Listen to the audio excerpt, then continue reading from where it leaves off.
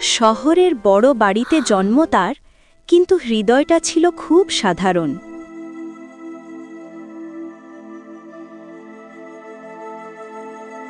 ছোটবেলা থেকেই সে দেখেছে ঐশ্বর্যের মাঝেও মানুষের কষ্ট।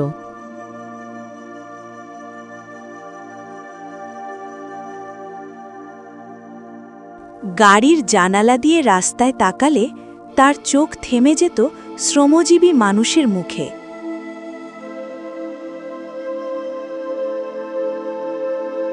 সে বুঝেছিল টাকা সব কিনতে পারে না।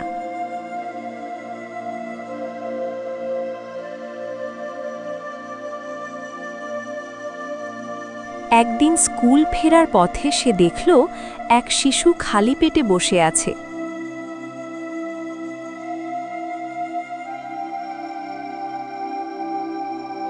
সে নিজের খাবারটা শিশুটির হাতে তুলে দেয়।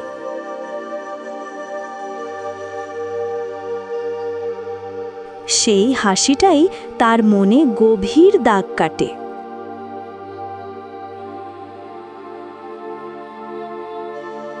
বড় হতে হতে সে ধনবান হয়, কিন্তু অহংকারী হয় না।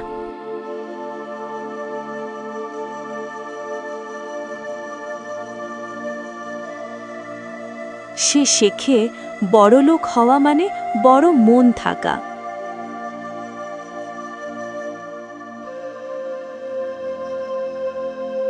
অফিসে যাওয়ার পথে সে নিয়মিত শ্রমিকদের খোঁজ নেয়।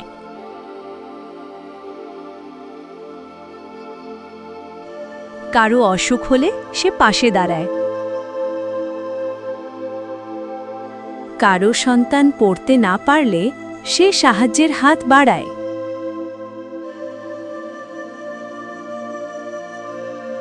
অনেকে বলে এগুলো তোমার দায়িত্ব নয়।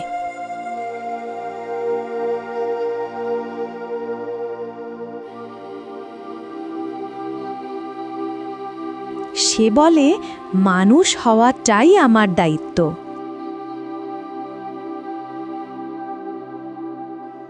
সে গরিব মানুষের কথা মন দিয়ে শোনে।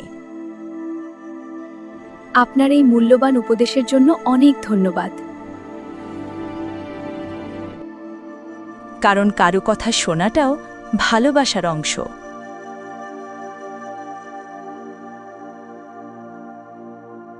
তার বাড়ির দরজা সবার জন্য খোলা থাকে।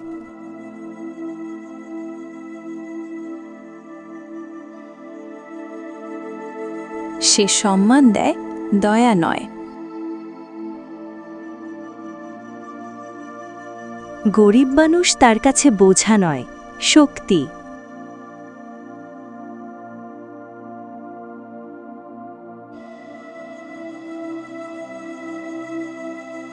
সে জানে এই মানুষগুলোই দেশকে চালায়।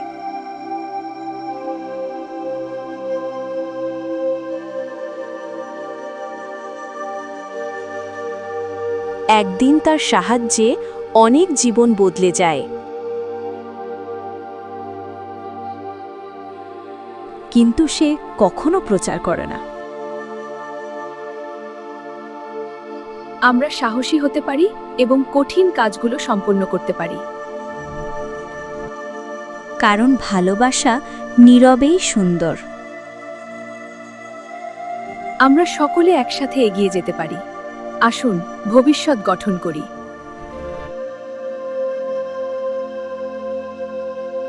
মানুষ তাকে ধনী বলে না, ভালো মানুষ বলে।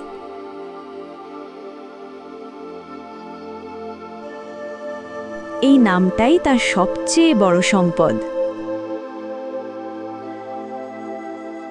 সে শেখায় ধন মানে শুধু টাকা নয়।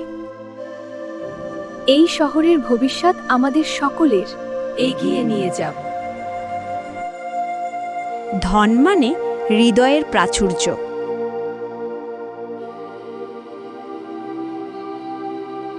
তার জীবন প্রমাণ করে বড়লোক হয়েও গরিবকে ভালোবাসা যায়।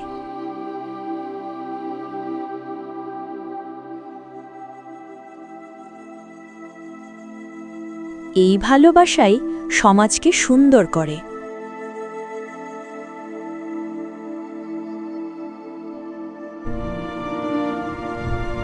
শেষে সে বুঝে মানুষকে ভালোবাসাই সবচেয়ে বড় সম্পদ।